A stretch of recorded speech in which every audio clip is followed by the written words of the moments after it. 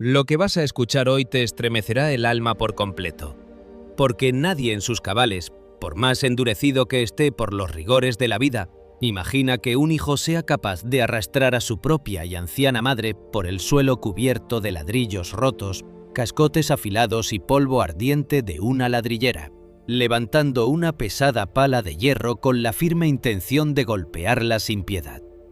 Pero lo verdaderamente asombroso de esta tarde de humo y ceniza no fue la codicia desmedida ni la ira irracional de este agresor, sino el guardián majestuoso que descendió del cañón de piedra para rescatarla de la muerte. Te imaginas a un colosal caballo de color cobre, salvaje, de andar imponente y de mirada implacable, apareciendo de la nada entre las densas columnas de humo de los hornos para pararse como un escudo viviente ante el golpe fatal y juzgar al atacante con una mirada de autoridad celestial. Esta historia es real, es desgarradora, y nos enseña de manera contundente que cuando los hombres cierran el corazón ante el desamparado y el inocente, la creación entera se levanta para hacer justicia. Si alguna vez en tu caminar por este mundo te has sentido invisible, herido o profundamente maltratado por quienes debieron protegerte y amarte, no te vayas de donde estás. Tu espíritu y tu corazón necesitan escuchar este mensaje de esperanza hoy mismo. Antes de adentrarnos en las veredas de este asombroso relato, te invito a que te suscribas y actives la campanita para que no te pierdas ni una sola de estas historias que tocan el corazón, sanan las heridas del alma y transforman vidas para siempre.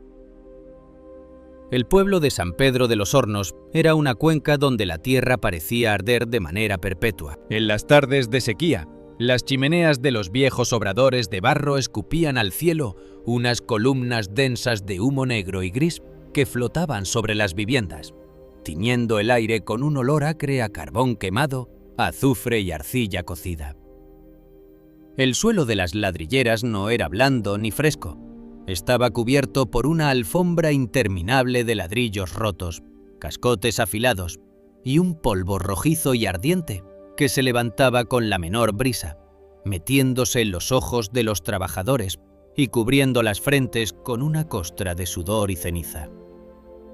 Bajo el sol implacable, los hornos de adobe, cargados de fuego para cocer el barro, refractaban un calor sofocante que hacía que el aire vibrara en el horizonte, como si el desierto entero estuviera a punto de deshacerse en llamas.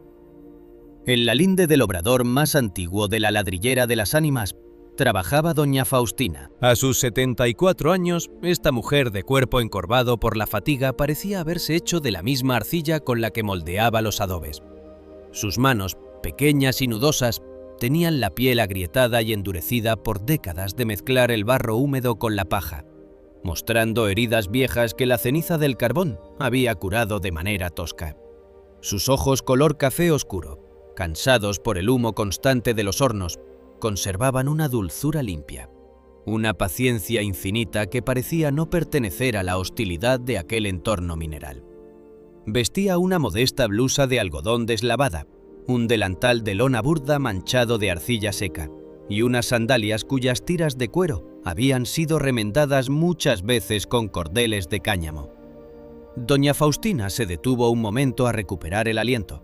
Apoyó su cuerpo cansado sobre el mango de madera de su pala, sintiendo cómo el sol le quemaba la espalda a través de la tela delgada de su blusa. Miró hacia la inmensidad roja de la ladrillera, donde las pilas de adobe secándose al sol parecían murallas de un fuerte olvidado. Con una de sus manos temblorosas se tocó el bolsillo del delantal, donde guardaba un pequeño rosario hecho con cuentas de madera quemada por ella misma en las brasas de los hornos.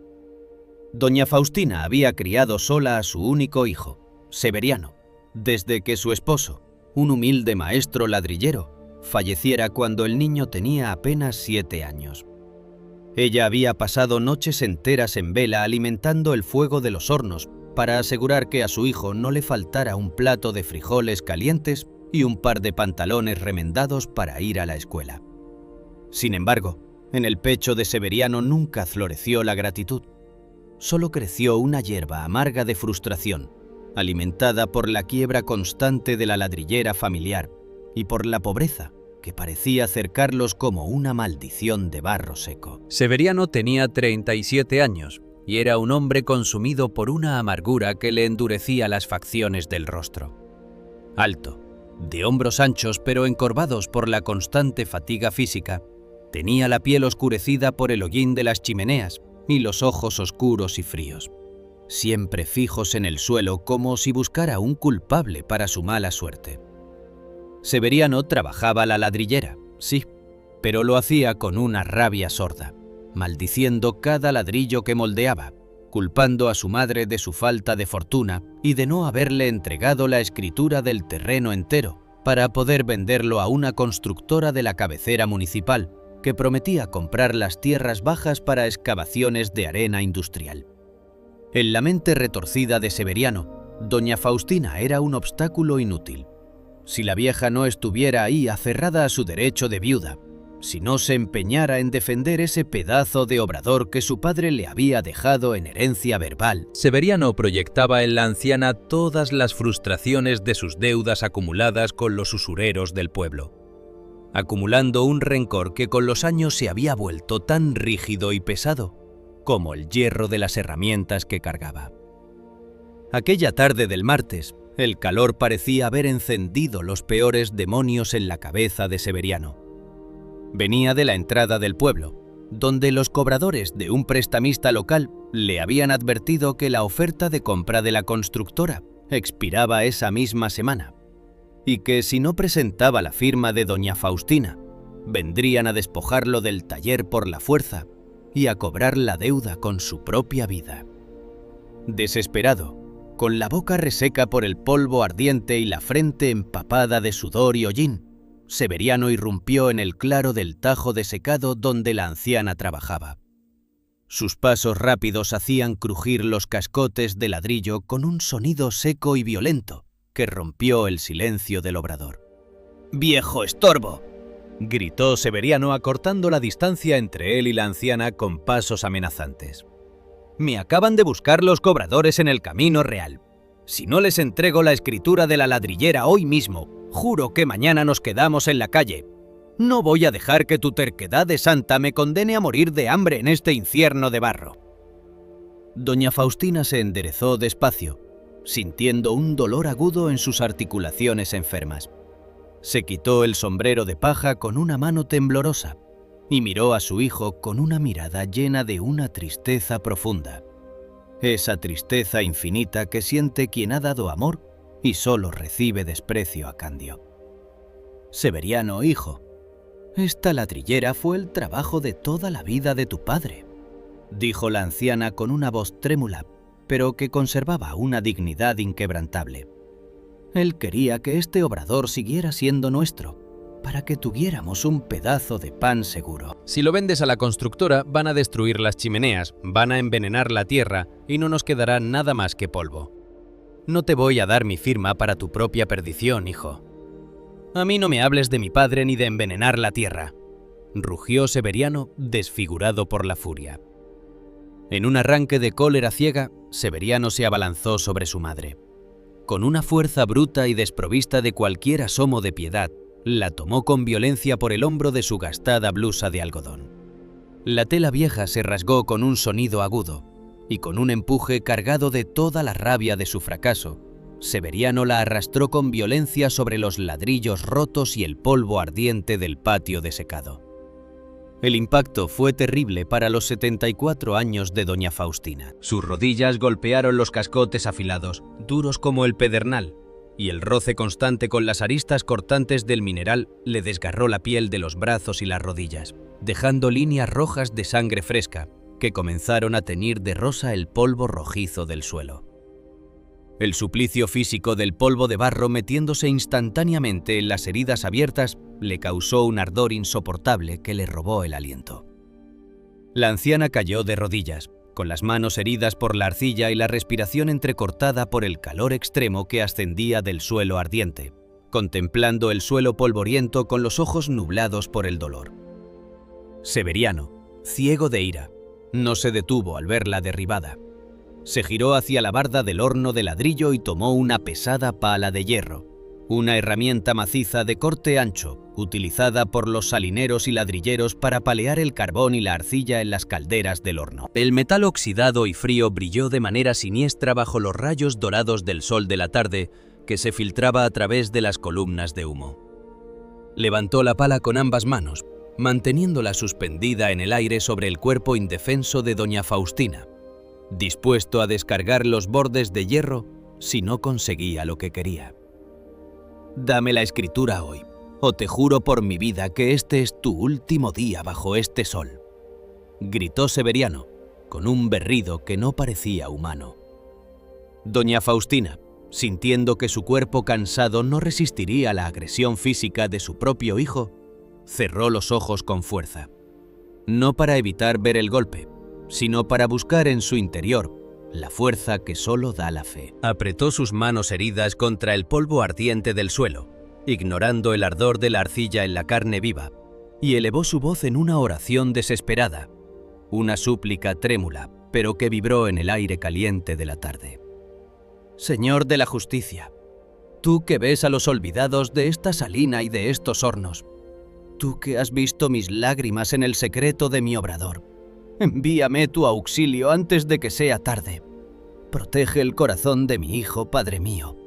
Protégelo de su propio enojo, que la amargura le ha secado la cordura. No le cargues este pecado en su alma, Señor, pero detén su mano, porque yo ya no puedo más». Las palabras de doña Faustina parecieron quedar suspendidas en el resplandor cegador de la ladrillera, vibrando en el viento ardiente de la tarde. Severiano apretó los dientes, tensando los músculos de su brazo para descargar la pesada pala de hierro sobre la cabeza canosa de su madre. Pero el cielo de San Pedro de los Hornos no permaneció sordo al clamor de la viuda. En ese instante exacto, justo cuando la pala de hierro comenzaba a descender, un potente, agudo y majestuoso relincho retumbó desde las colinas de piedra del cañón. Fue un sonido cargado de una autoridad celestial, un grito de guerra y justicia que pareció rasgar el aire caliente de los hornos y congeló el brazo de Severiano en seco. De entre las densas columnas de humo de las chimeneas de adobe, donde la luz del sol creaba un espejismo cobrizo en el horizonte, emergió un colosal caballo de color cobre. El animal era de una majestuosidad y una alzada que superaban a cualquier bestia conocida en la región. Su pelaje, fino y brillante, parecía estar hecho de bronce fundido en el interior de los mismos hornos, devolviendo los rayos solares en destellos ardientes que iluminaron todo el patio desecado. Su crin y su cola, largas y salvajes, flotaban en el viento como hilos de fuego y ceniza celestial. No llevaba riendas, ni silla, ni marcas de herraduras en sus cascos de bronce dorado. Los trabajadores de la ladrillera lo consideraban un espíritu indomable del cañón, un guardián que solo se asomaba cuando la tierra exigía justicia. Y esa tarde, el coloso de cobre no corría por el cerro, corría con propósito divino. El caballo de color cobre apareció en el límite del patio a una velocidad vertiginosa, levantando una nube de polvo rojizo a su paso. Su pecho musculoso y ancho iba al frente, desafiando cualquier obstáculo en su camino. Con un movimiento de una potencia descomunal, el animal se abalanzó directo contra la vieja cerca de madera que delimitaba el patio de doña Faustina. La cerca, construida con maderas secas y carcomidas por el viento salino y unidas con alambre oxidado, no ofreció ninguna resistencia ante semejante coloso.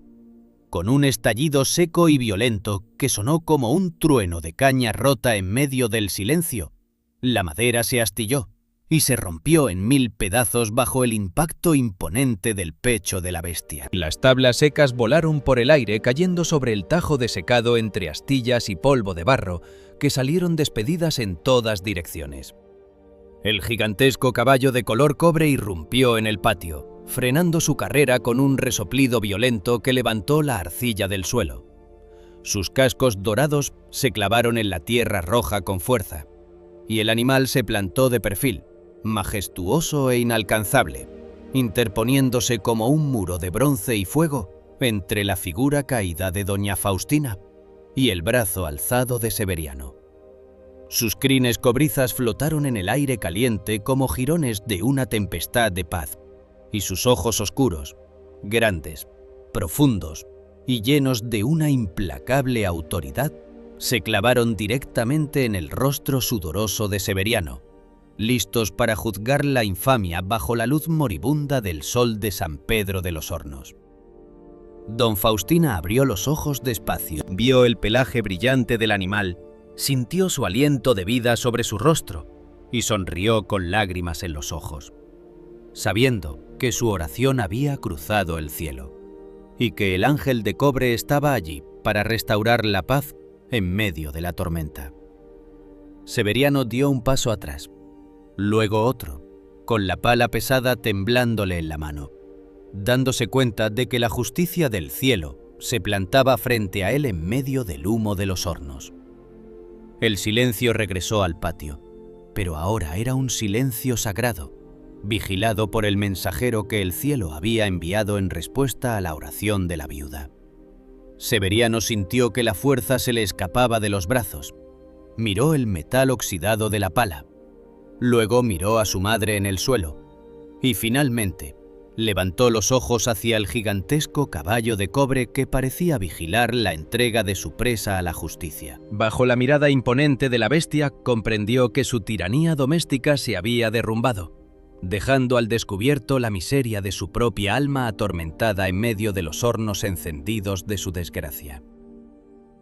El aire en Barro Seco no soplaba para aliviar, se arrastraba entre los callejones terrosos con la pesadez de una exhalación de azufre y ceniza. En este rincón del mundo, donde la lluvia era una leyenda que los viejos apenas recordaban con nostalgia, el verde de la vegetación había sido reemplazado de manera definitiva por el ocre de los adobes y el carmín apagado de los ladrillos cocidos. Los hornos artesanales de ladrillo, con sus imponentes chimeneas cuadradas levantadas con barro y paja, escupían de manera continua unas columnas densas de humo gris que flotaban sobre los techos de lámina deslavada, tiñendo el cielo con una penumbra perpetua y dejando un olor espeso a tierra quemada, carbón húmedo y mineral de río. Bajo el sol implacable de mediodía, el suelo entero de barro seco, cubierto de una finísima capa de polvo rojizo, refractaba el calor como el piso de un horno encendido, levantando una calina trémula que hacía vibrar el horizonte, como si el pueblo entero estuviera a punto de derretirse. En el patio trasero de uno de los obradores de barro más antiguos vivía doña Jacinta. A sus 74 años, esta humilde mujer de cuerpo encorvado por la fatiga parecía haberse hecho de la misma arcilla con la que moldeaba su destino.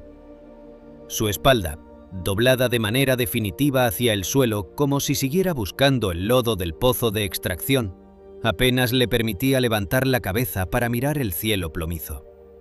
Tenía las manos endurecidas, toscas y agrietadas por el contacto eterno con la arcilla húmeda, mostrando surcos profundos que el polvo rojizo de la ladrillera tenía de manera permanente. Doña Jacinta pasaba las horas interminables de su vejez limpiando ladrillos terminados. Con una vieja escofina de metal oxidado y un cepillo de alambre gastado, raspaba con paciencia las impurezas de cada bloque de barro cocido, quitándole los excesos de paja seca y las rebabas de tierra antes de apilarlos en perfectas hileras rojizas. El roce rítmico y seco del metal contra la arcilla cocida era el único sonido que acompañaba su soledad bajo el sol del mediodía. Vestía siempre un sencillo delantal azul de mezclilla gruesa, ya percudido por las manchas de barro seco, y en el bolsillo de su pecho solía llevar un rosario muy especial, elaborado por sus propias manos nudosas con cuentas de arcilla cocida en el mismo horno donde cocía los tabiques. Cada cuenta de barro representaba un misterio, una súplica que la anciana desgranaba entre sus dedos temblorosos, mientras miraba de reojo el humilde altar dedicado a San José, que guardaba en un rincón cubierto de su taller. La vida de doña Jacinta se había transformado en un martirio silencioso, en una condena sin rejas dentro de su propia parcela, desde que su único hijo, Ernesto, regresó al pueblo con el alma rota y el carácter agobiado por el fracaso. Ernesto era un hombre de 44 años de mirada fría, esquiva y un carácter violento que estallaba a la menor provocación. Hacía 2 años, Ernesto se creía un hombre de negocios exitoso en la gran ciudad. Manejaba una pequeña distribuidora de materiales de construcción y soñaba con alejarse de manera definitiva de la tierra roja y el humo de barro seco. Sin embargo, las malas decisiones, la caída de los precios y las deudas que arrastraba tras la quiebra absoluta de su negocio lo obligaron a perder todo, dejándolo en la ruina y obligándolo a regresar al obrador de su infancia con las manos vacías y el corazón ennegrecido por la hiel del resentimiento. Incapaz de aceptar su propia debilidad, Ernesto había decidido culpar a su madre de su desgracia. El hombre la obligaba a trabajar largas y extenuantes jornadas bajo el sol implacable del patio de secado, forzándola a cargar pesados bloques de barro fresco que aún debían ser acomodados bajo las colas de los hornos. Su único objetivo, alimentado por la codicia desmedida y la desesperación de sus deudas de juego, era forzar a la anciana a firmar el traspaso del terreno de donde extraían la arcilla, un pozo de barro fértil que la constructora del ingenio vecino deseaba comprar por una suma que sacaría a Ernesto de la ruina. «¡Firma de una vez, vieja inútil!», le gritaba Ernesto desde el porche de adobe, con una voz ronca que carecía de cualquier rastro de amor filial. «Ese pozo de arcilla es lo único que nos va a dar de comer. Si mi padre te dejó ese papel no es para que te mueras de hambre rezándole a tus santos de barro, sino para que me des el dinero que necesito para salir de este maldito desierto». Doña Jacinta soportaba el desprecio en silencio. Sus sandalias gastadas se arrastraban por el polvo rojizo del patio mientras sostenía los tabiques pesados con sus dedos doloridos por la artritis. No respondía a las ofensas de Ernesto. Recordaba perfectamente cuando su difunto esposo la trajo a vivir a esa ladrillera y cómo ella había dedicado sus noches en vela a cuidar a aquel niño que solía jugar con figuritas de barro a la orilla del pozo de extracción. Doña Jacinta recordaba las canciones de cuna que le cantaba para alejar sus fiebres y cómo le limpiaba la cara manchada de tizón negro cuando volvía de los hornos. ¿En qué momento se había muerto el cariño en el pecho de Ernesto? ¿Cómo era posible que el fracaso de la ciudad lo hubiera convertido en ese ser despiadado? La crueldad de Ernesto no se limitaba a las jornadas de trabajo forzado bajo el sol ardiente. Para castigar la debilidad física de doña Jacinta, a quien a menudo le fallaban las fuerzas por el cansancio extremo, el hombre la encerraba por las noches en una pequeña bodega de ladrillos que se alzaba al fondo del patio de secado. La bodega, construida originalmente con ladrillos de desecho y techada con láminas de zinc oxidadas, carecía por completo de ventanas o cualquier sistema de ventilación. Cada tarde, al ponerse el sol tras las chimeneas de adobe de los hornos de secado, el sonido metálico de la tranca de hierro cerrándose y el chasquido definitivo del candado de latón anunciaban el inicio de la noche para doña Jacinta.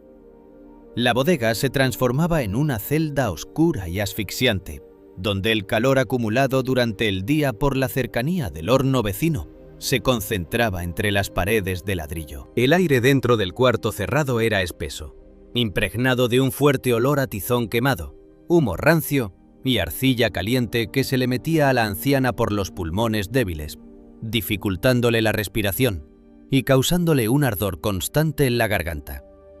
El horno colindante, que permanecía encendido toda la noche para cocer las pilas de adobes, refractaba el calor directo a través de los tabiques de la bodega, convirtiendo el espacio en un calabozo sofocante donde el sudor frío se le pegaba a la blusa deslavada.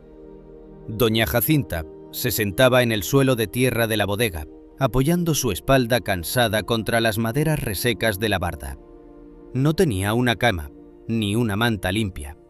Apenas se cubría con su delantal azul para evitar que la tierra roja del suelo se le pegara a los hombros. En medio de la oscuridad absoluta de su celda, la anciana estiraba sus manos nudosas y buscaba entre sus dedos el rosario de cuentas de arcilla cocida que llevaba en el bolsillo. Sosteniendo la rústica cruz de barro contra su pecho desabrigado, la anciana comenzaba su rosario nocturno. Sus dedos rozaban uno a uno los nudos de arcilla, y su voz, apenas un murmullo trémulo que apenas se distinguía del crujido de las láminas por el frío de la noche, formulaba una plegaria de una generosidad asombrosa. Doña Jacinta no pedía al cielo un castigo que destruyera a Ernesto, ni rogaba por una venganza que lo pusiera de rodillas. Su oración era una intercesión humilde y constante por la paz del alma atormentada de su hijo. Señor de los olvidados, tú que conoces el peso de cada cruz en este obrador, tú que ves mis lágrimas en el secreto de esta bodega de ladrillos, no me dejes sola. Dame la fuerza necesaria para resistir este cansancio y para seguir creyendo en tu misericordia. Pero sobre todo, Padre mío, mira con piedad a Ernesto. Quítale esa amargura que le quema el alma por la distribuidora perdida. Sana su corazón que está seco como esta tierra roja, y haz que la paz regrese a su espíritu. Perdónalo, Señor, porque él no sabe que el desprecio que me muestra es solo el reflejo del dolor que lleva cargando por dentro. Las noches avanzaban lentas sobre barro seco, cubriendo la inmensidad de los hornos con un manto de estrellas lejanas. Nadie en el pueblo sabía del martirio silencioso que doña Jacinta sufría dentro de la bodega sin ventanas. Las bardas altas de adobe y el desinterés de los vecinos mantenían oculta la prisión invisible que Ernesto había construido para su madre. Los salineros y ladrilleros dormían bajo sus techos de lámina, ajenos a las súplicas que la anciana elevaba en medio de la oscuridad caliente, aferrada a su rosario de arcilla cocida frente al altar de San José que yacía sepultado en las sombras. Y allí, en el suelo de tierra, con el aire salado de los hornos quemándole los pulmones y el temblor de la vejez sacudiéndole el cuerpo, doña Jacinta resistía con una fe inquebrantable. Sabía que el sufrimiento no era en vano, que el cielo que todo lo ve en el secreto de la noche ya estaba preparando una respuesta para su dolor.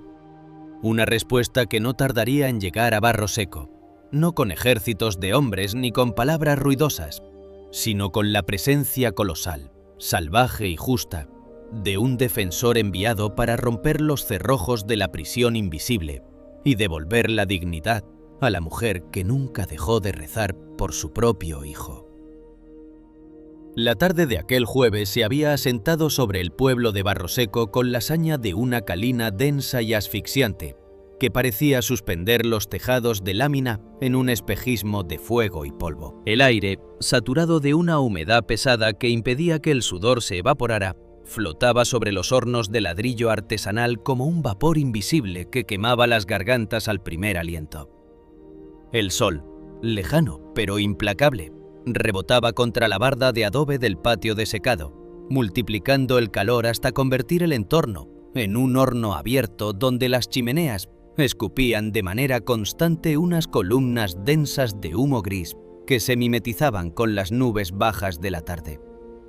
El suelo, cubierto siempre por una finísima capa de polvo rojizo, estaba tan caliente que las pocas hojas secas que caían del mezquite crujían al contacto con la arcilla como si fueran papel quemado. En el centro de este paisaje de ceniza, don Jacinta se encontraba en su taburete de siempre, limpiando con sus manos agrietadas por el salitre las impurezas de una hilera de ladrillos terminados. A pesar del cansancio que le hacía pegar el delantal azul al pecho desabrigado, la anciana de 74 años mantenía la cabeza gacha, concentrada en el crujido rítmico de la escofina de metal contra la arcilla cocida. Sus sandalias gastadas descansaban sobre el polvo caliente, ese polvo que parecía reclamar su cuerpo encorvado con la paciencia de la tierra misma, mientras de reojo la pequeña imagen de San José parecía velar su faena silenciosa con una mirada mansa y despintada. Sin embargo, la frágil calma del patio estaba a punto de saltar en pedazos bajo el golpe seco de la desesperación humana. Dentro del obrador, la furia de Ernesto había estado gestándose desde hacía una hora. Acababa de recibir la visita de 2 cobradores de la cabecera municipal, hombres de rostro gélido y modales implacables, que le habían advertido con un tono que no dejaba lugar a dudas.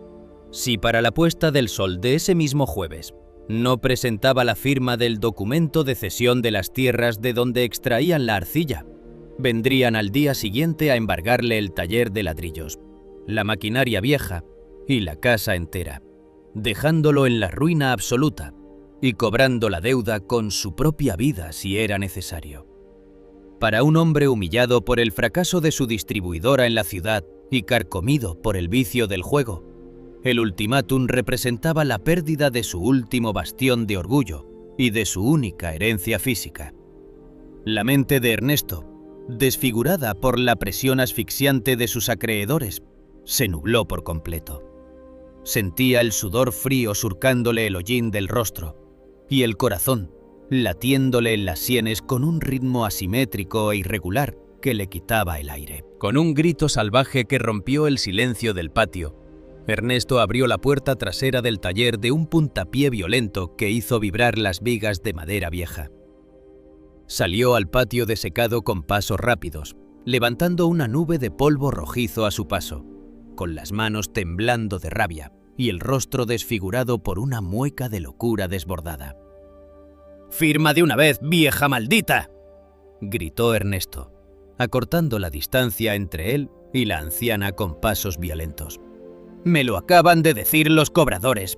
Mañana nos quedamos sin nada si no me das ese terreno. No voy a dejar que tu maldita terquedad de santa me condene a morir de hambre en este desierto de barro». Doña Jacinta se enderezó despacio, sintiendo un dolor agudo en sus articulaciones enfermas.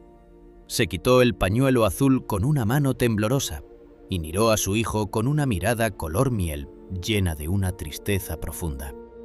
Esa tristeza infinita que siente un corazón que ha dado amor y solo recibe desprecio a cambio. «Ernesto, hijo, ese pozo de arcilla es lo único que nos queda para asegurar el pan», dijo la anciana con una voz trémula, pero que conservaba una dignidad inquebrantable. «Es la herencia de tu padre para cuando tus brazos ya no puedan trabajar en el obrador. Si lo vendes para pagar esas deudas, nos quedaremos en la miseria absoluta. No te voy a dar mi firma para tu propia perdición, hijo». La negativa final desató la tormenta en el cerebro de Ernesto. Perdiendo cualquier vestigio de piedad o gratitud filial, el hombre se abalanzó sobre su madre.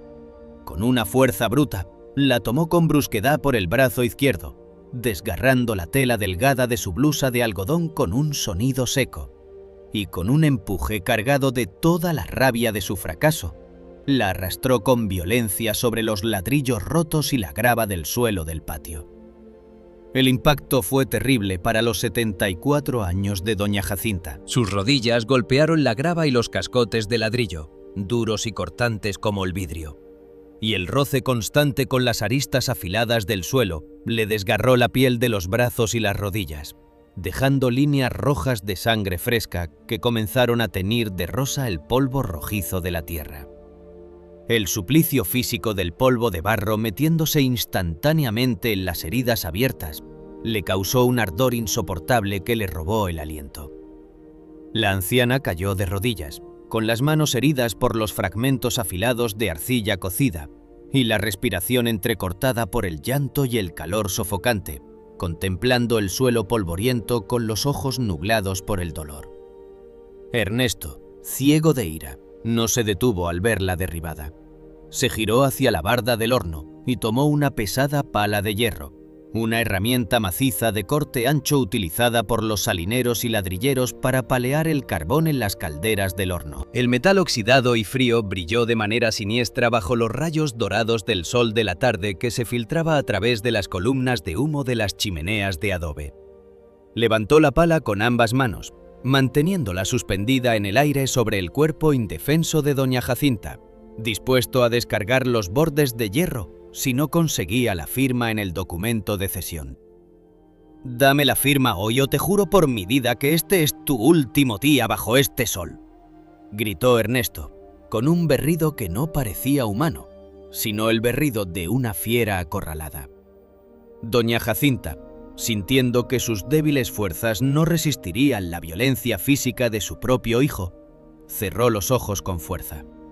No para evitar ver el golpe, sino para buscar en su interior la fuerza que solo da la fe. Apretó sus manos heridas contra el polvo caliente del suelo, ignorando el ardor de la arcilla en la carne viva, y elevó su voz en una oración desesperada. Una súplica trémula, pero que vibró en el aire caliente de la tarde. Señor del silencio, tú que proteges a los desamparados de la tierra, tú que has visto mis lágrimas en el secreto de mi obrador, envíame tu auxilio antes de que sea tarde. Limpia el corazón de mi hijo, Padre mío. Límpialo de su propio enojo, que la amargura le ha secado la cordura. No le cargues este pecado en su alma, Señor, pero detén su mano, porque yo ya no puedo más. Las palabras de doña Jacinta parecieron quedar suspendidas en el resplandor cegador de la ladrillera, vibrando en el viento ardiente de la tarde. Ernesto apretó los dientes, tensando los músculos de su brazo para descargar la pesada pala de hierro sobre la cabeza canosa de su madre. Pero el cielo de barro seco no permaneció sordo al clamor de la viuda. En ese instante exacto, justo cuando la pala de hierro comenzaba a descender, un potente, agudo y majestuoso relincho retumbó desde las colinas áridas del cañón. Fue un sonido cargado de una autoridad celestial, un grito de guerra y justicia que pareció rasgar el aire caliente de los hornos y congeló el brazo de Ernesto en seco. De entre los cerros rocosos de la colina árida, donde la vegetación era tan escasa que solo los cactus de espinas blancas lograban aferrarse a las grietas de piedra, apareció Fuego. Todos en Barro Seco conocían la leyenda de Fuego, el colosal caballo de pelaje cobrizo y ojos profundos, que vivía salvaje en los llanos secos de la región. Era un animal de una majestuosidad y una alzada colosal que superaba a cualquier bestia de carga de las ladrilleras. Su pelaje, fino y brillante, parecía estar hecho de cobre fundido en el interior de los mismos hornos, devolviendo los rayos solares en destellos ardientes que iluminaban todo el patio desecado como una brasa encendida. Su crin y su cola, largas y salvajes, flotaban en el viento como hilos de fuego y ceniza celestial. No llevaba riendas, ni silla, ni marcas de herraduras en sus cascos de bronce dorado. Los lugareños lo respetaban por su temperamento indomable. Ningún vaquero del pueblo había logrado ponerle una soga, ni herrar sus cascos de obsidiana, considerándolo un espíritu libre que solo aparecía cuando la tierra exigía justicia. Y esa tarde, el colosal caballo de cobre no corría por el cerro, corría con propósito divino. El caballo de pelaje cobrizo apareció en el límite del patio a una velocidad vertiginosa, levantando una nube de polvo rojizo a su paso. Su pecho musculoso y ancho iba al frente, desafiando cualquier obstáculo en su camino. Con un movimiento de una potencia descomunal, el animal se abalanzó directo contra las maderas de los secaderos que delimitaban el patio de doña Jacinta. La estructura de los secaderos, construida con maderas secas de pino carcomidas por el viento abrasador y unidas con alambres oxidados por la humedad del horno vecino, no ofreció ninguna resistencia ante semejante coloso. Con un estallido seco y violento que sonó como un trueno en medio del silencio del patio, las maderas de los secaderos se astillaron y se rompieron en 1000 pedazos bajo el impacto imponente del pecho de fuego. Las migas secas volaron por el aire, cayendo sobre el tajo desecado entre astillas y polvo de barro que salieron despedidas en todas direcciones. El gigantesco caballo cobrizo irrumpió en el patio, frenando su carrera con un resoplido violento que levantó la arcilla del suelo. Sus cascos dorados se clavaron en la tierra roja con fuerza, y el animal se plantó de perfil, majestuoso e inalcanzable, interponiéndose como un muro de bronce y fuego entre la figura caída de doña Jacinta y el brazo alzado de Ernesto. Sus crines cobrizas flotaron en el aire caliente como jirones de una tempestad de paz, y sus ojos oscuros, grandes, profundos y llenos de una implacable autoridad, se clavaron directamente en el rostro sudoroso de Ernesto, listos para juzgar la infamia bajo la luz moribunda del sol de Barro Seco. Don Jacinta abrió los ojos despacio, Vio el pelaje brillante del animal, sintió su aliento de vida sobre su rostro y sonrió con lágrimas en los ojos, sabiendo que su oración había cruzado el cielo y que el ángel de cobre estaba allí para restaurar la paz en medio de la tormenta. Ernesto dio un paso atrás, luego otro, con la pala pesada temblándole en la mano, dándose cuenta de que la justicia del cielo se plantaba frente a él, en medio del humo de los hornos. El silencio regresó al patio, pero ahora era un silencio sagrado, vigilado por el mensajero que el cielo había enviado en respuesta a la oración de la viuda. El colosal animal de fuego, bautizado por los trabajadores de los hornos bajo el nombre de Fuego, se plantó con la fijeza inquebrantable de una columna de bronce fundido en medio del patio de ladrillos.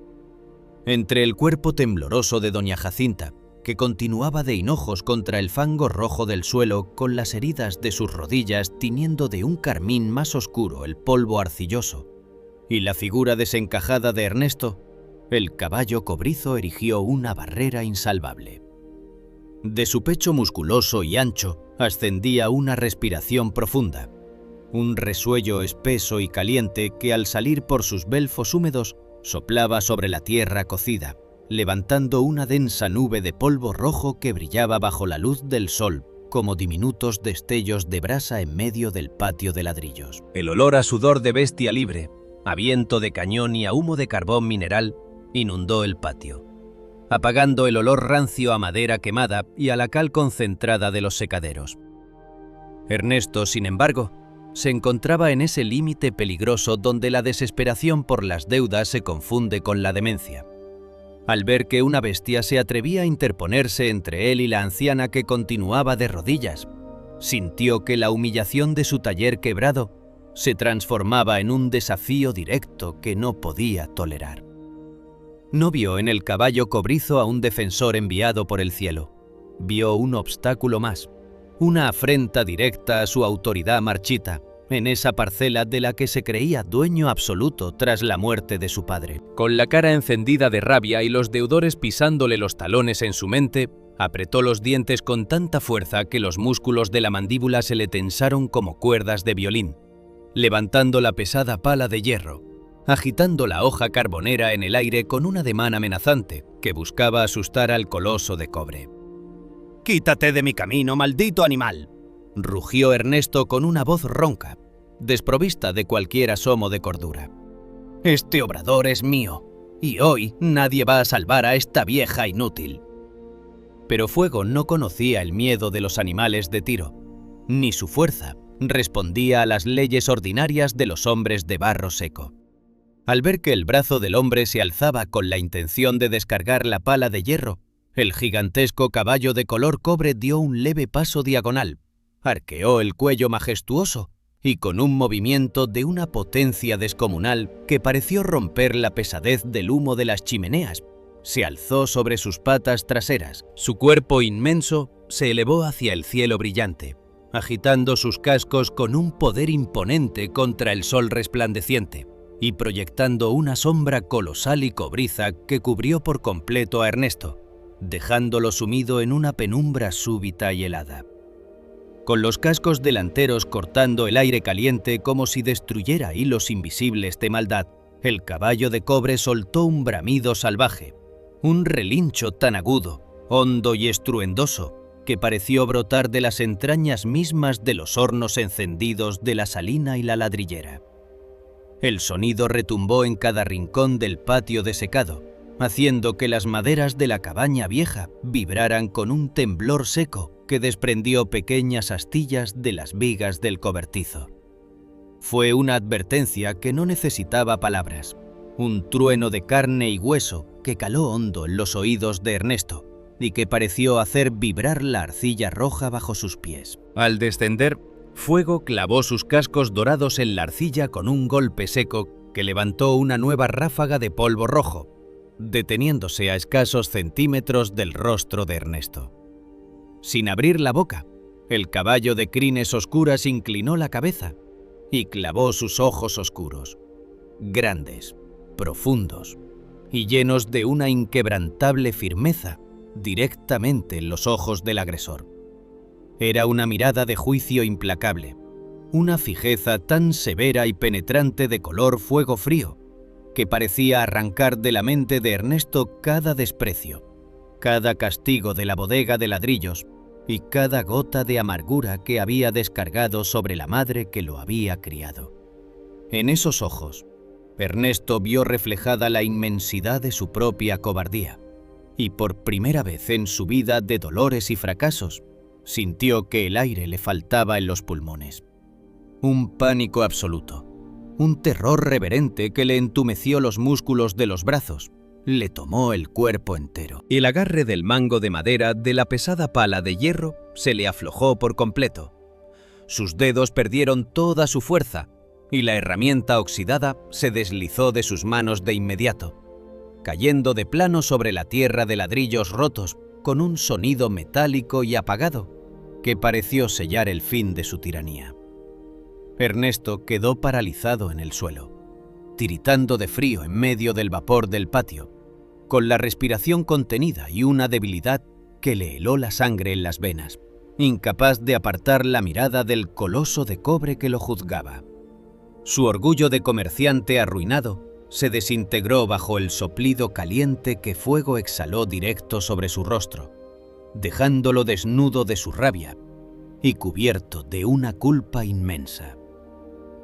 Mientras tanto, en la penumbra del obrador, Clara, la nuera, había estado observando la escena con los ojos muy abiertos a través de la ventana sin ventilación de la cocina. La ilusión de control y la codicia que la habían impulsado a azuzar el odio de Ernesto se hicieron pedazos en un microsegundo al presenciar la elevación imponente del coloso de cobre.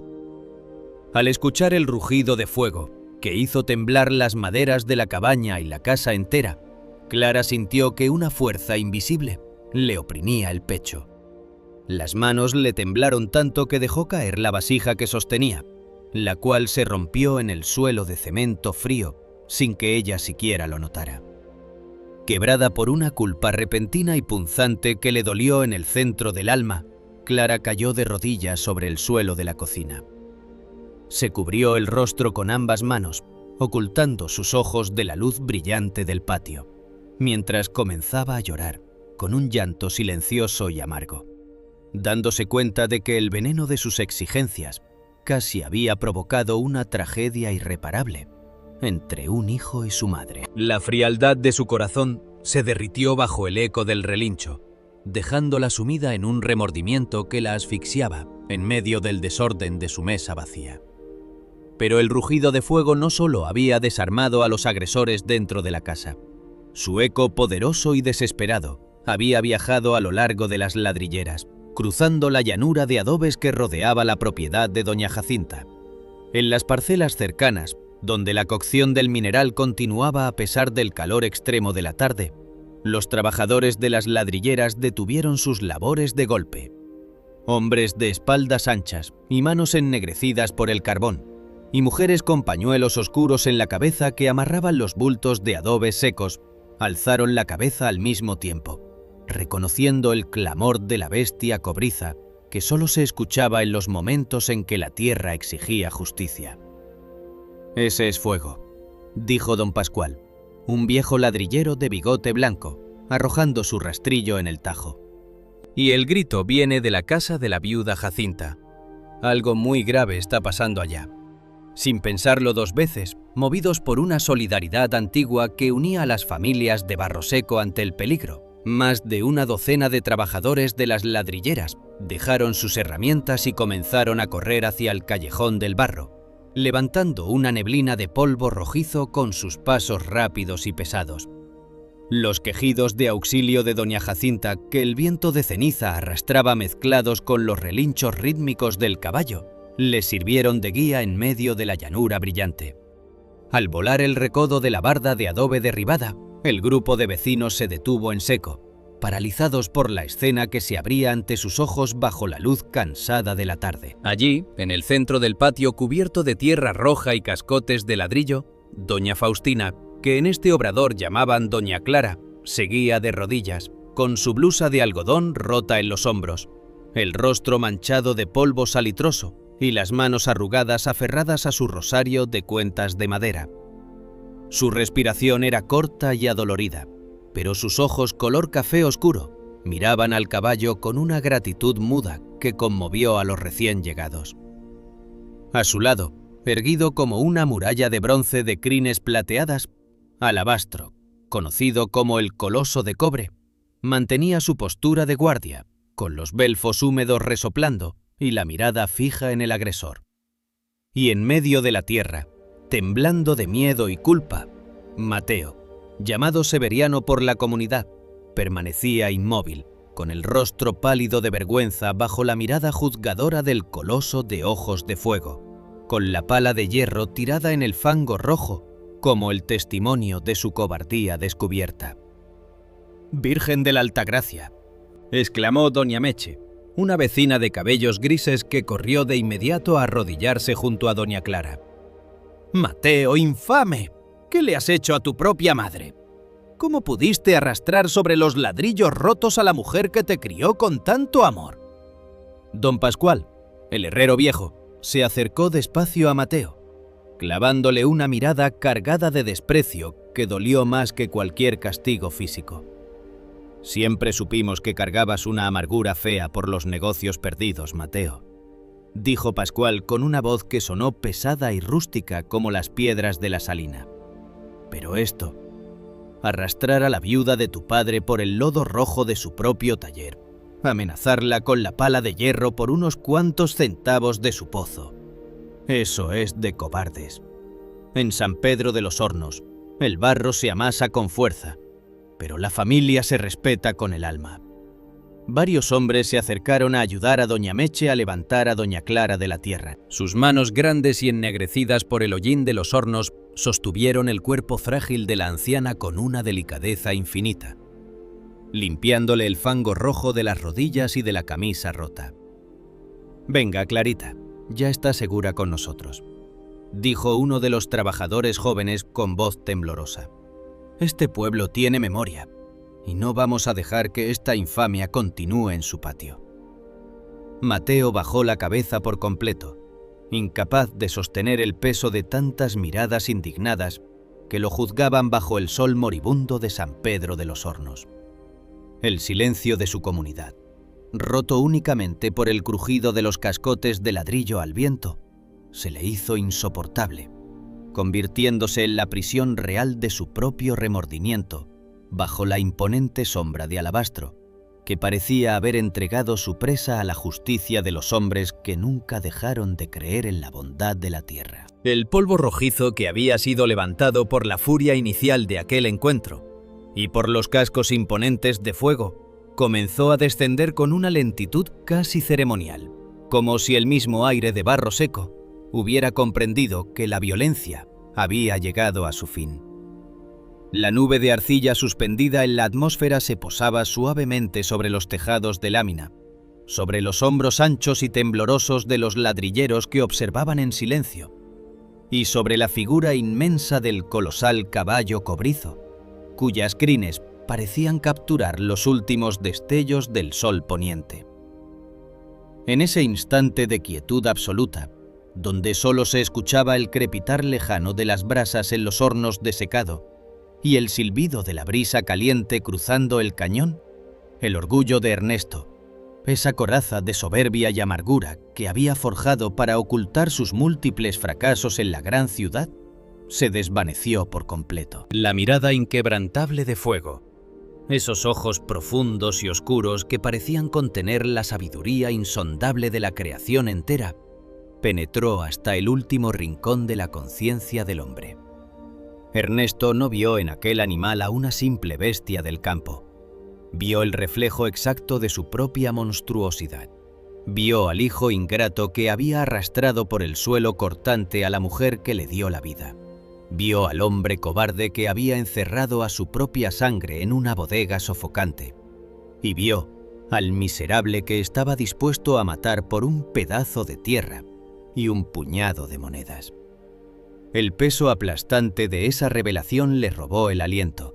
Sus piernas, que hasta entonces lo habían sostenido en una postura de falsa autoridad, perdieron repentinamente toda su fuerza, como si los huesos se le hubieran convertido en agua. Con un quejido ronco, un lamento que parecía brotar desde las entrañas mismas de la tierra, Ernesto se desplomó. Cayó de rodillas sobre las tierras rojas del patio de ladrillos, sin importarle que los fragmentos de arcilla cocida y los cascotes afilados se le clavaran a través de la tela de sus pantalones, rasgándole la piel. Aquel dolor físico era un alivio minúsculo en comparación con la agonía espiritual que le estaba desgarrando el pecho. Llevó sus manos grandes, esas mismas manos que minutos antes sostenían la pesada pala de hierro con intención asesina, hacia su rostro, cubriéndose los ojos mientras un llanto desesperado, profundo y convulso, estallaba en su garganta. Lloraba con el arrepentimiento absoluto de quien se sabe al borde del abismo y comprende que ha sido salvado de la condena eterna en el último segundo. Sus lágrimas, gruesas y calientes, resbalaban por sus mejillas mezclándose con el hollín negro de las chimeneas y el polvo rojo del suelo, formando surcos de lodo que goteaban hasta caer en la tierra quemada del obrador. «Perdóname, madre. Por el amor de Dios, perdóname», suplicaba Ernesto, y su voz se rompía en cada sílaba, ahogada por los sollozos y la falta de aire. «Me volví ciego. Me dejé envenenar por las deudas, por el fracaso, por la vergüenza de haberlo perdido todo en la ciudad. Quise culparte a ti de mi propia miseria. Quise que tú pagaras por mi cobardía. Olvidé tus desvelos. Olvidé cómo te quemabas las manos en estos hornos para darme un plato de comida cuando era niño. Mírame, madre, mírame. Me he convertido en un monstruo despreciable, en un verdugo en mi propia casa. No merezco que me llames hijo. No merezco ni siquiera pisar esta tierra que tú has regado con tu sudor. Pero te lo ruego, no me dejes vivir con esta culpa». El llanto de Ernesto resonó en el patio con una crudeza que hizo estremecer a los trabajadores de las parcelas vecinas. Hombres y mujeres curtidos por el rigor del trabajo duro, acostumbrados a soportar el calor extremo y las quemaduras del barro, sintieron que un nudo se les formaba en la garganta. Don Pascual, el viejo ladrillero que se había acercado con el ceño fruncido, dispuesto a defender a la anciana, bajó la mirada, comprendiendo que ninguna venganza humana podría igualar el castigo de una conciencia despertada por la luz divina. Doña Meche se persignó en silencio, apretando los labios mientras observaba el derrumbe total de aquel hombre que había regresado al pueblo creyéndose superior a todos. Doña Jacinta, que aún permanecía en el suelo con las rodillas lastimadas y la blusa rasgada, escuchó los gritos desesperados de su hijo. Cualquier otra persona, tras haber sufrido semejantes humillaciones, tras haber sido encerrada en una celda sin ventilación y arrastrada por la grava afilada, habría sentido satisfacción al ver a su opresor humillado y de rodillas. Pero el corazón de doña Jacinta no estaba hecho de la misma materia que el orgullo humano. Su corazón estaba moldeado con la arcilla sagrada de la maternidad, una arcilla que puede ser golpeada, pisoteada y quemada en los hornos más crueles del sufrimiento, pero que jamás pierde su capacidad de amar. Para la anciana de 74 años, el hombre que lloraba desconsoladamente en el polvo no era el tirano que la había amenazado con una pala de hierro. En sus ojos nublados por las lágrimas y la ternura, Ernesto volvía a ser aquel niño pequeño, asustado y vulnerable, que corría a esconderse entre sus faldas cuando los truenos retumbaban sobre el cañón de piedra.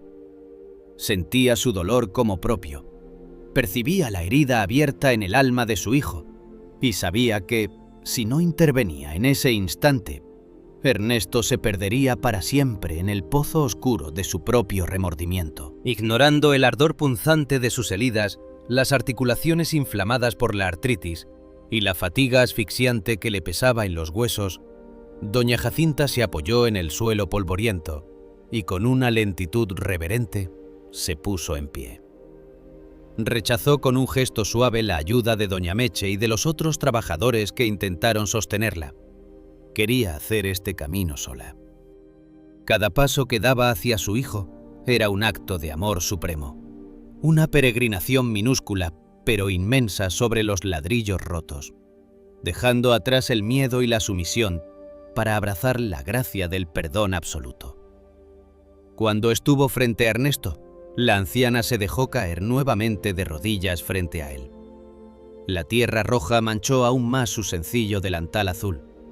Extendió sus manos, esas manos pequeñas, temblorosas, llenas de callosidades y agrietadas por años de moldear el barro, y tomó el rostro de su hijo. Con sus pulgares ásperos, comenzó a limpiar con una delicadeza infinita las lágrimas y el lodo que cubrían las mejillas del hombre.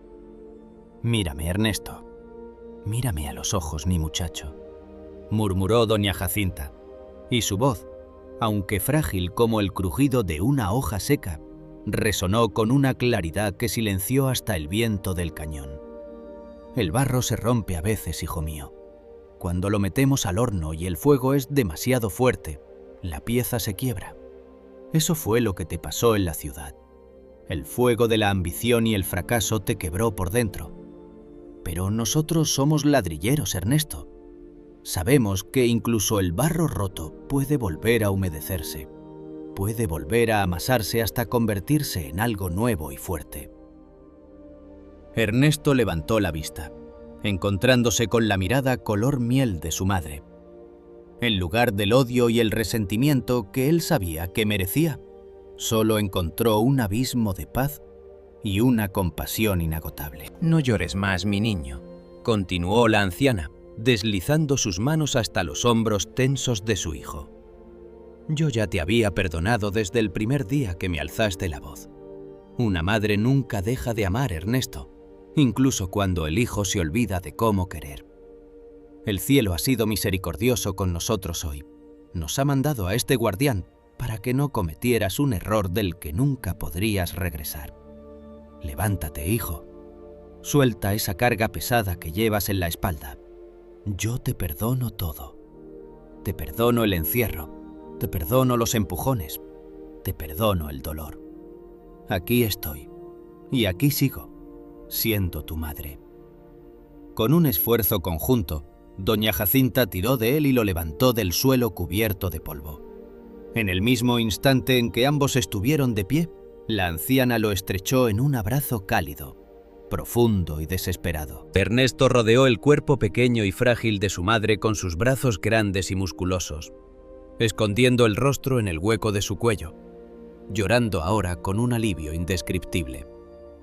En ese abrazo se fundieron las heridas del pasado y las promesas del futuro. Se quemaron las viejas amarguras en el fuego de un amor incondicional, demostrando ante los ojos atónitos de toda la comunidad que el perdón sincero es la única fuerza en el universo capaz de sanar las almas rotas y de devolver la vida a la tierra que parecía muerta. Los vecinos y trabajadores del barro, que habían presenciado la escena conteniendo la respiración, no pudieron evitar que las lágrimas asomaran a sus propios ojos. Algunos hombres de manos endurecidas se quitaron sus sombreros de paja en señal de profundo respeto. Las mujeres se abrazaron entre sí, sintiendo que en aquel patio desecado se había manifestado un milagro mucho mayor que la aparición de un caballo salvaje. Se había manifestado el milagro de la redención humana. Fuego, el colosal caballo de pelaje cobrizo, había permanecido inmóvil durante toda la confesión y el abrazo. Su postura, antes tensa y amenazante como un guerrero a punto de entrar en batalla, se había relajado. Los músculos de su pecho ancho ya no vibraban con furia y su respiración se había tornado pausada y rítmica. Sus grandes ojos oscuros, que minutos antes habían proyectado un juicio severo e implacable sobre Ernesto, ahora irradiaban una calma majestuosa, una serenidad antigua y profunda. Al ver que la tempestad en el corazón del hombre había amainado, que el odio había sido sustituido por el arrepentimiento y que la paz volvía a gobernar en el patio de ladrillos, el animal comprendió que su divina misión había concluido. Con pasos lentos, elegantes y silenciosos, que apenas levantaban polvo del suelo, Fuego se acercó a la pareja fundida en el abrazo. Su imponente presencia hizo que los vecinos retrocedieran un poco por instinto, pero doña Jacinta no sintió temor alguno. La anciana se separó suavemente de su hijo y giró el rostro hacia el majestuoso guardián. El caballo inclinó su robusto y hermoso cuello cobrizo y, con una delicadeza que contrastaba increíblemente con su inmenso tamaño y poder, apoyó su hocico tibio y aterciopelado contra el hombro de doña Jacinta. Fue un mudo saludo de despedida, un contacto fugaz, pero cargado de un significado eterno.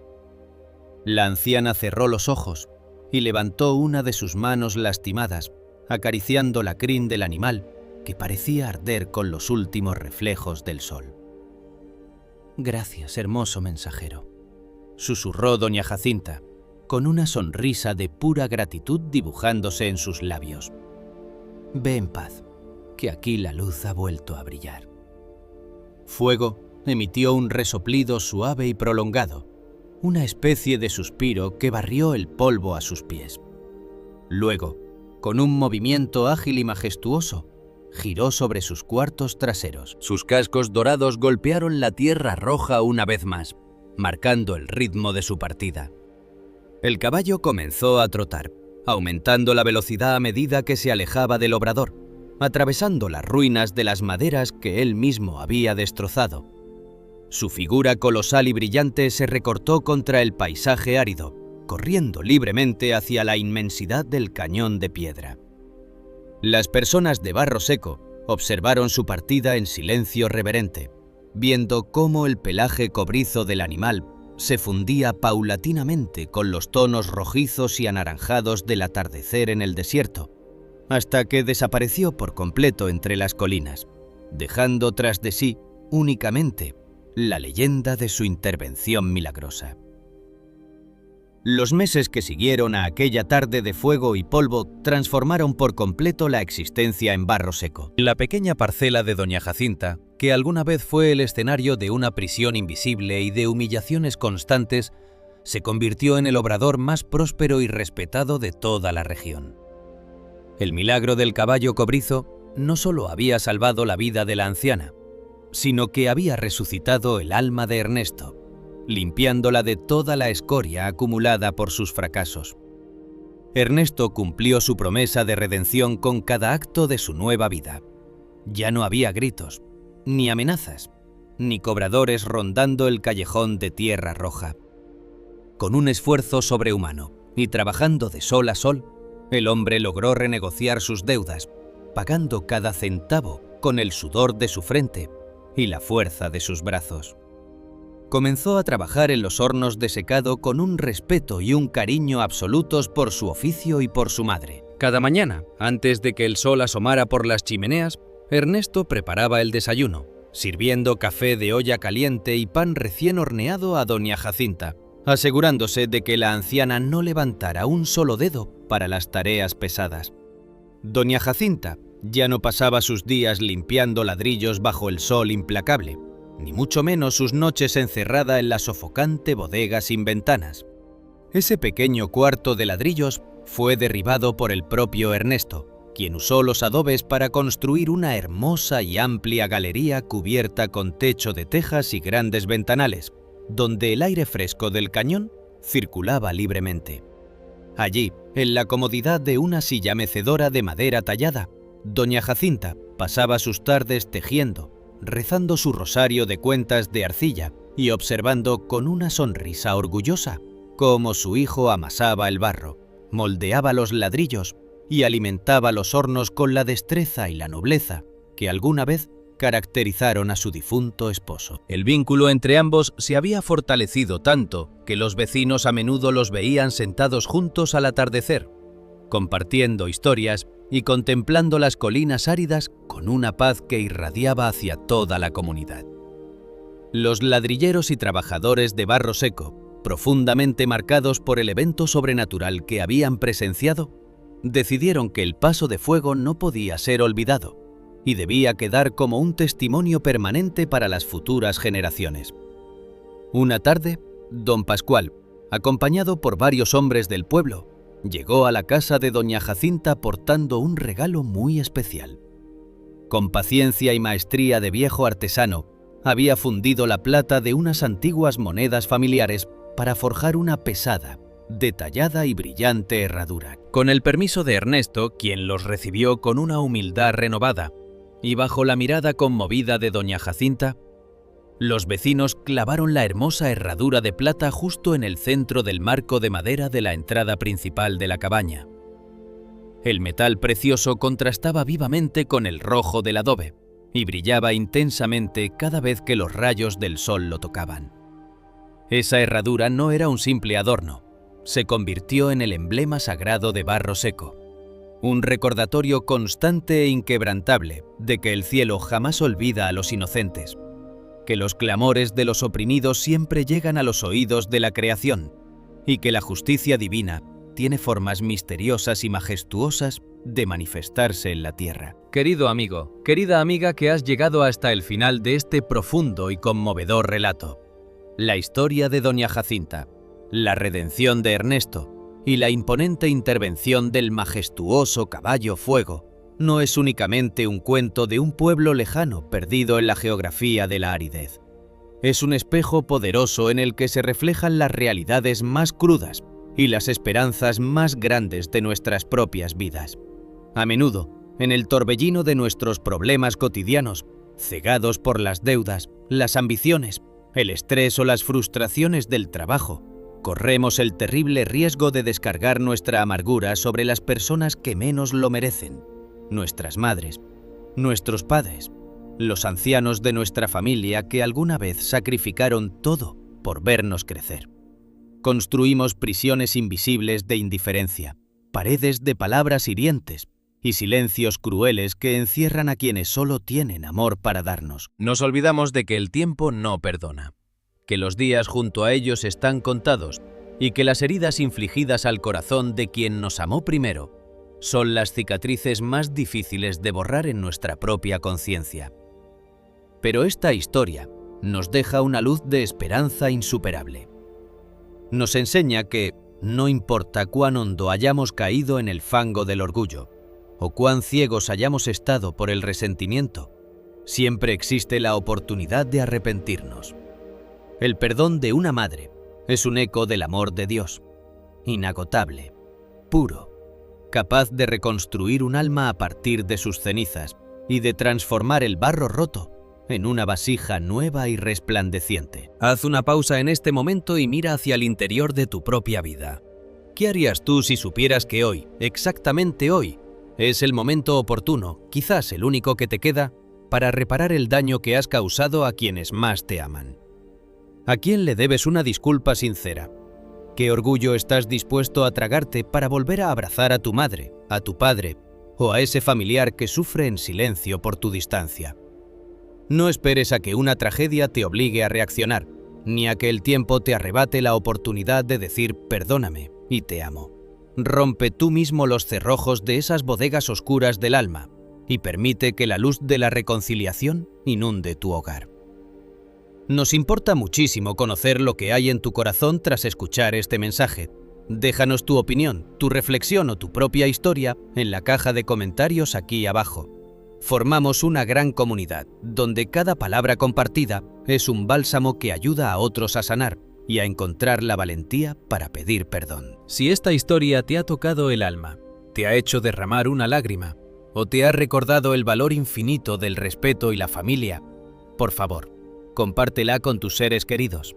Envíala a ese hermano con el que estás distanciado, a ese amigo que sabes que necesita escuchar esto, o reprodúcela en tu hogar para recordar que el amor y la justicia de Dios siempre, siempre encuentran un camino para hacerse presentes. Y si aún no lo has hecho, suscríbete a nuestro canal y activa la campanita de notificaciones para que sigamos caminando juntos a través de estas historias que no solo entretienen, sino que nutren el espíritu, tocan lo más profundo del corazón y tienen el poder innegable de transformar vidas enteras. Que la paz, la redención y el amor infinito del cielo abracen tu vida, protejan tu hogar y guíen cada uno de tus pasos en el camino del perdón. hoy, mañana y siempre.